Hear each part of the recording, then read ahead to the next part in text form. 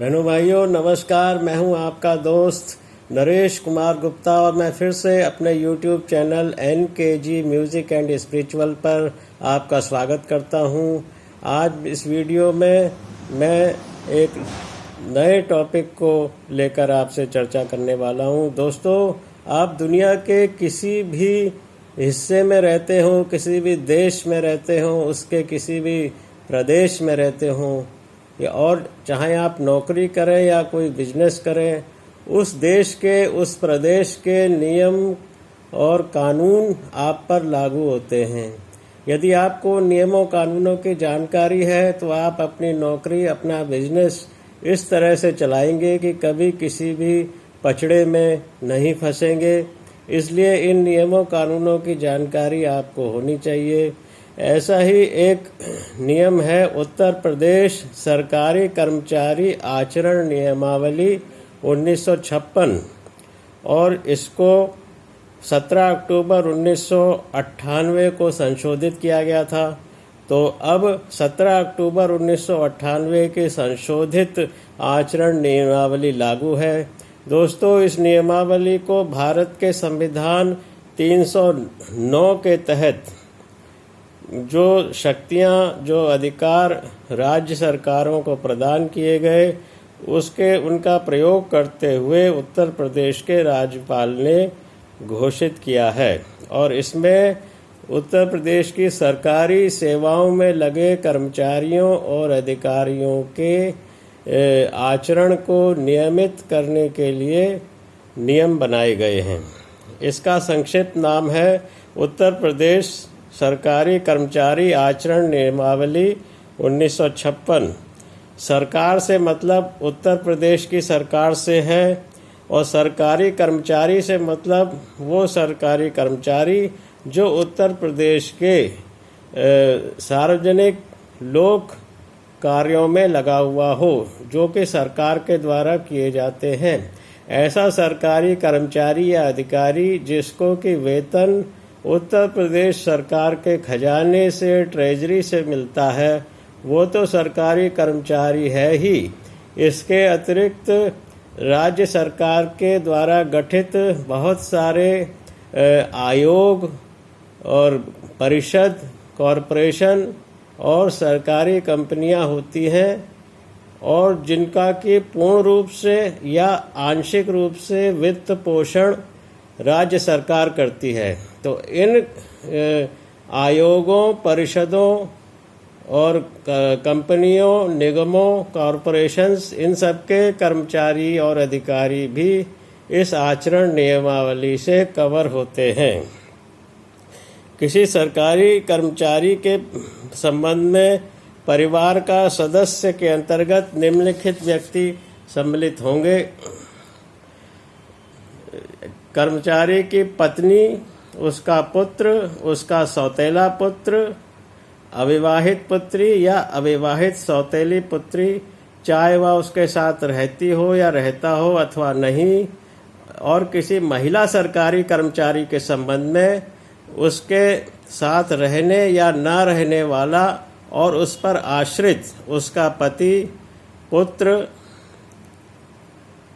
सौतेला पुत्र, अविवाहित पुत्रियां या अविवाहित सौतेली पुत्रियां, तथा कोई भी अन्य व्यक्ति जो उक्त संबंध से या विवाह द्वारा उक्त सरकारी कर्मचारी का संबंधी हो, या ऐसे सरकारी कर्मचारी की पत्नी का या उसके पति का संबंधी हो जो ऐसे सरकारी कर्मचारी पर पूर्णतया आश्रित हो। लेकिन इसमें ऐसे पति या ऐसे पत्नी सम्मिलित नहीं होंगे जो जिनका विधिवत तलाक हो गया हो, और ऐसा पुत्र, सौतेला किसी भी प्रकार उस पर आश्रित नहीं है, या जिसकी अभिरक्षा से सरकारी कर्मचारी को विधि द्वारा वंचित कर दिया गया है। तलाक हो गया और उस पर जो संतान थी, तलाक से पहले अगर उसकी कस्टडी उस सरकारी कर्मचारी को नहीं मिली है तो वो उसके परिवार में शामिल नहीं होगा। अब पहला नियम इसका यह है कि प्रत्येक सरकारी कर्मचारी या अधिकारी सभी समयों में परम सत्यनिष्ठा और कर्तव्य परायणता से कार्य करता रहेगा। हर सरकारी कर्मचारी या अधिकारी के से ये अपेक्षित है कि वो परम सत्यनिष्ठा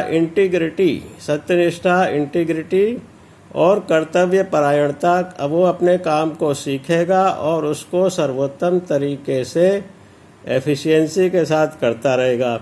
दोस्तों, यहाँ पर इंटीग्रिटी जब प्रत्येक वर्ष वार्षिक गोपनीय प्रतिवेदन एनुअल कॉन्फिडेंशियल रिपोर्ट किसी भी सरकारी कर्मचारी या अधिकारी की भरी जाती है तो उसका नियंत्रक अधिकारी उस पर अंकित करता है कि इनकी सामान्य ख्याति ईमानदारी के लिए सामान्य ख्याति अच्छी है और इसके प्रतिकूल कोई भी चीज़ मेरे निगाह में नहीं आई है। ये उसका इंटीग्रिटी सर्टिफिकेट होता है।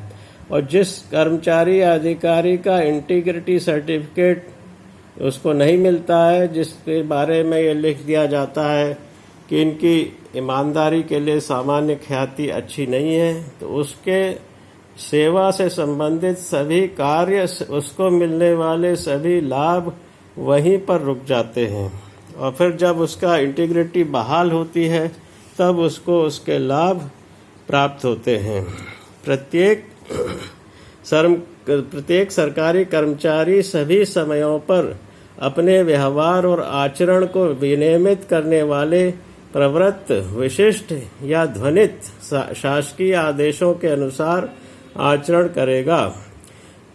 जो भी ये एक सामान्य नियमावली है। इसके अतिरिक्त प्रत्येक विभाग में कर्मचारियों को नियमित करने के लिए उनके आचरण और व्यवहार को बहुत से डिपार्टमेंटल रूल्स बनाए जाते हैं और सरकार भी बहुत से नियम और बनाती है। उन सबका सरकारी कर्मचारी पालन करेगा। कामकाजी महिलाओं के यौन उत्पीड़न की प्रतिषेध तीसरा नियम है। जो भी महिलाएं नौकरी में हैं और पुरुष भी नौकरी में हैं, तो जो पुरुष अधिकारी या कर्मचारी हैं, किसी महिला के कार्यस्थल पर उसके यौन उत्पीड़न के किसी कार्य में लिप्त नहीं होंगे। प्रत्येक सरकारी कर्मचारी जो किसी कार्यस्थल का प्रभारी हो, उस कार्यस्थल पर किसी महिला के यौन उत्पीड़न को रोकने के लिए उपयुक्त कदम उठाएगा। यौन उत्पीड़न की दोस्तों परिभाषा दी गई है कि प्रत्यक्ष या अन्यथा काम वासना से प्रेरित कोई ऐसा अशोभनीय व्यवहार सम्मिलित है, जैसे शारीरिक स्पष्टि और कामोद्दीप्त संबंधी चेष्टाएं, यौन स्वीकृति की मांग या प्रार्थना, काम वासना प्रेरित फब्तियां, किसी कामोत्तेजक कार्य व्यवहार या सामग्री का प्रदर्शन, यौन संबंधी कोई अन्य अशोभनीय शारीरिक, मौखिक या सांकेतिक आचरण, शरीर से कोई ऐसा आचरण करना या वाणी से ऐसा कुछ बोलना या सांकेतिक ऐसा संकेत भी करना, ये यौन उत्पीड़न में इसको शामिल किया गया है। और जो उस कार्यालय का जो हेड है, वो जो उसका कार्यस्थल का प्रभारी है, वो ऐसे यौन उत्पीड़न को रोकने के लिए आवश्यक कदम उठाएगा। जो भी उसको अधिकार प्राप्त है उसमें उनके विरुद्ध, ऐसे उत्पीड़न करने वालों के विरुद्ध कार्रवाई करेगा। चौथा नियम है दोस्तों, सभी लोगों के साथ समान व्यवहार। प्रत्येक सरकारी कर्मचारी सभी लोगों के साथ, चाहे वे किसी भी जाति, पंथ या धर्म के क्यों न हो, समान व्यवहार करेगा। और इसी में है कि कोई भी सरकारी कर्मचारी किसी भी रूप में अस्पृश्यता का आचरण नहीं करेगा। अस्पृश्यता, छुआछूत, ऑफिस में या अन्य किसी भी सार्वजनिक स्थल पर अस्पृश्यता का आचरण नहीं करेगा, या अपने निजी जीवन में भी नहीं करेगा, कभी भी नहीं करेगा। इसी में एक नियम है, मादक, पान तथा औषधि का सेवन। कोई भी सरकारी कर्मचारी किसी भी क्षेत्र में जहां वो उस समय विद्यमान हो, मादक, पान अथवा औषधि संबंधी प्रवृत्त किसी विधि का दृढ़ता से पालन करेगा। शराब पीने या नशीली कोई ड्रग्स के संबंध में जो भी नियम लागू हैं उनका सरकारी कर्मचारी दृढ़ता से पालन करेगा। जो उसके ड्यूटी आवर्स हैं, जैसे नॉर्मली 10 बजे से 5 बजे तक होते हैं, लेकिन जितने समय तक भी वो अपने कर्तव्य पालन के सिलसिले में अपने ऑफिस में है या ऑफिस के बाहर किसी अन्य जगह कर्तव्य पालन कर रहा है, तो उस दौरान किसी अल्कोहल अथवा किसी ड्रग्स के प्रभाव में वो नहीं होगा, इनका सेवन नहीं करेगा और इस बात का सम्यक ध्यान रखेगा कि उसके कर्तव्यों का पालन इस तरह के मदिरापान से या ड्रग्स के लेने से प्रभावित नहीं हो। सार्वजनिक स्थान में अल्कोहल, शराब या किसी औषधि के सेवन से अपने को विरत रखेगा। अल्कोहल या ड्रग्स का किसी भी सार्वजनिक स्थान पर सेवन नहीं करेगा। मादक, अल्कोहल या ड्रग्स के इन्फ्लुएंस में किसी सार्वजनिक स्थान पर उपस्थित नहीं होगा। पहले से ड्रग्स या अल्कोहल लेकर किसी सार्वजनिक स्थान में नहीं जाएगा। किसी अल्कोहल या ड्रग्स का प्रयोग अत्यधिक मात्रा में नहीं करेगा। निजी रूप से अपने निजी जीवन में अल्कोहल या ड्रग्स का उसको प्रयोग करने की मनाही नहीं है। अपनी प्राइवेसी में वो कोई ऐसी उस पर बैन नहीं है, लेकिन ये अपेक्षा की गई है कि इनका प्रयोग अत्यधिक मात्रा में नहीं करेगा, क्योंकि अगर अत्यधिक मात्रा में करेगा तो उसके कर्तव्य पालन की क्षमता प्रभावित होगी। दोस्तों, यहाँ पर सार्वजनिक स्थान का मतलब कि ऐसी कोई सवारी भी है जहाँ भुगतान करके या अन्य प्रकार से जनता जा सकती है, जैसे बस है, ट्रेन है, मेट्रो है या टैक्सी है, और कोई जो है क्लब है वो भी सार्वजनिक स्थान है, और जो जनता जो भी जहाँ भी लोग इकट्ठे होते हैं किसी सार्वजनिक गतिविधि के लिए, वो सब सार्वजनिक स्थान माने गए हैं, चाहे भुगतान दे करके वहाँ पर इकट्ठे हों या बिना भुगतान के इकट्ठे हों। नंबर 5वां नियम है राजनीति या चुनाव में हिस्सा लेना। कोई भी सरकारी कर्मचारी किसी राजनीतिक दल का या किसी संस्था का जो राजनीति में हिस्सा लेती है सदस्य नहीं होगा, न अन्यथा उससे संबंध रखेगा और न वह किसी ऐसे आंदोलन में या संस्था में हिस्सा लेगा और उसके सहायतार्थ चंदा देगा या किसी अन्य रीति से उसकी मदद करेगा जो प्रत्यक्षतः या अप्रत्यक्षतः विधि द्वारा स्थापित सरकार के प्रति उच्छेदक है या उसके प्रति उच्छेदक कार्रवाइयां करने की प्रवृत्ति पैदा करती है। ऐसी किसी भी राजनीतिक गतिविधि में उसको प्रत्यक्ष या अप्रत्यक्ष रूप से सम्मिलित नहीं होना है, जो उस वक्त की जो सरकार है उसके प्रति जनता में आक्रोश पैदा करने की कार्रवाइयां कर रही हो। ये हर सरकारी कर्मचारी को ध्यान में रखना है। तो इससे ये स्पष्ट है कि जो विरोधी पार्टियां हैं सरकार की, उनका तो वो सदस्य होगा ही नहीं, और साथ में जो सत्ता में जो पार्टी है उसका भी सदस्य होने से इसमें रोका गया है। किसी भी राजनीतिक पार्टी का उसको सदस्य नहीं होना है। और इसके अलावा प्रत्येक सरकारी कर्मचारी का ये कर्तव्य होगा कि यदि उसके परिवार का कोई सदस्य, जैसी पहले परिभाषा दी गई है उसके अनुसार परिवार का कोई सदस्य ऐसे किसी राजनीतिक पार्टी या संगठन में शामिल हो गया है, उसको चंदा दे रहा है, प्रत्यक्ष या अप्रत्यक्ष रूप से उसको सहयोग कर रहा है, तो वो उसको रोकने का प्रयास करेगा। और यदि वो उसको रोकने में असफल रहा तो इसकी रिपोर्ट वो अपने कंट्रोलिंग ऑफिसर को या नियंत्रक अधिकारी को दे देगा।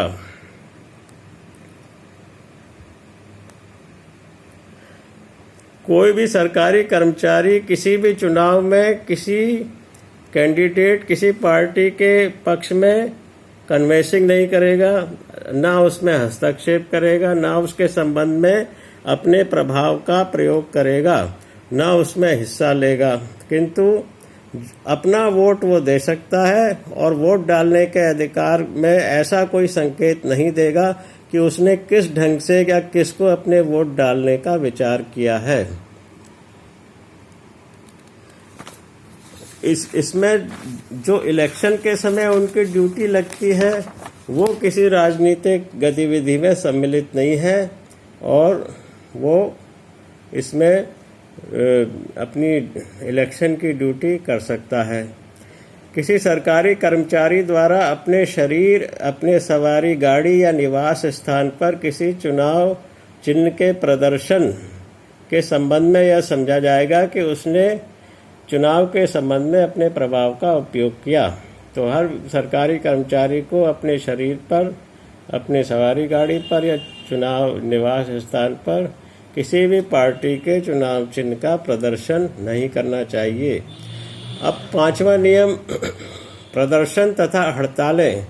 कोई सरकारी कर्मचारी कोई ऐसा प्रदर्शन नहीं करेगा या ऐसे किसी प्रदर्शन में हिस्सा नहीं लेगा जो भारत की प्रभुता, सॉवरेनिटी या अखंडता, इंटीग्रिटी के हितों, राज्य की सुरक्षा, विदेशी राज्यों के साथ मैत्रीपूर्ण संबंध, सार्वजनिक सुव्यवस्था, भद्रता या नैतिकता के प्रतिकूल हो अथवा जिससे न्यायालय की अवमानना या मानहानि होती हो या अपराध करने के लिए उत्तेजना मिलती हो।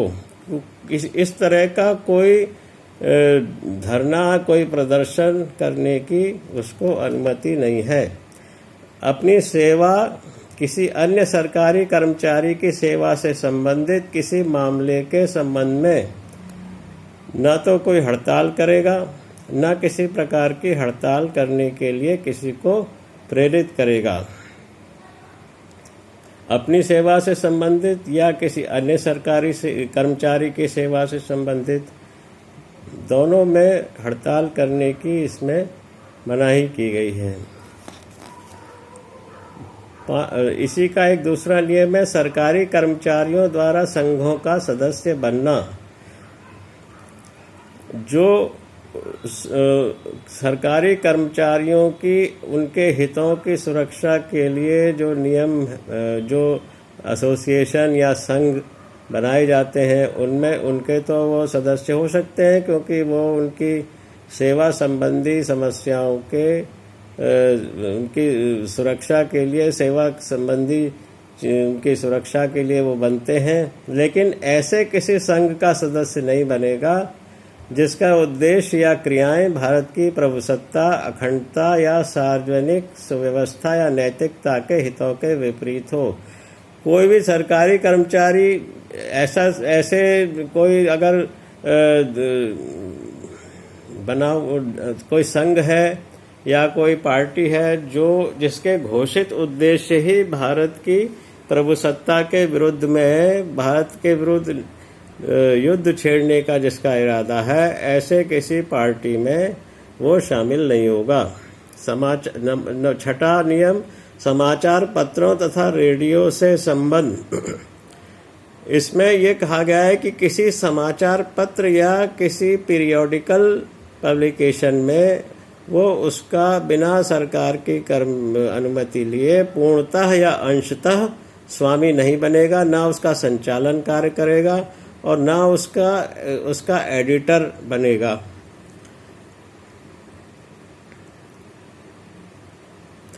और यह भी इसमें एक नियम दिया गया है कि सरकार की अनुमति लेकर ही वो किसी रेडियो प्रसारण में भाग ले सकता है, बिना अनुमति के नहीं लेगा। और किसी समाचार या पत्रिका में लेख नहीं भेजेगा बिना अनुमति के। गुमनाम, अपने नाम में या किसी अन्य व्यक्ति के नाम में किसी पत्र या पत्रिका को कोई पत्र नहीं लिखेगा। लेकिन इसमें यह छूट है कि साहित्यिक, कलात्मक या वैज्ञानिक अगर इस तरह के लेख हैं या इस तरह के उसके पत्र पत्रिकाओं में वो लिखता है, तो इसके लिए उसको किसी स्वीकृति पत्र के प्राप्त करने की आवश्यकता नहीं है। नंबर 7, सरकार की आलोचना। कोई सरकारी कर्मचारी किसी भी रेडियो प्रसारण में या किसी लेख में या समाचार पत्रों में कोई ऐसी बात नहीं कहेगा जिससे उसके जो वरिष्ठ पदाधिकारी हैं उनके किसी निर्णय की प्रतिकूल आलोचना हो, या सरकार की किसी चालू या हाल की नीति या कार्य की प्रतिकूल आलोचना हो, या जिससे उत्तर प्रदेश सरकार और केंद्रीय सरकार या किसी अन्य राज्य की सरकार के आपसी संबंधों में उलझन पैदा हो, ऐसा वो कोई बयान या ऐसी स्टेटमेंट सार्वजनिक रूप से नहीं देगा, या जिससे केंद्रीय सरकार और विदेशी राज्य की सरकार के आपसी संबंधों में उलझन पैदा हो सकती हो।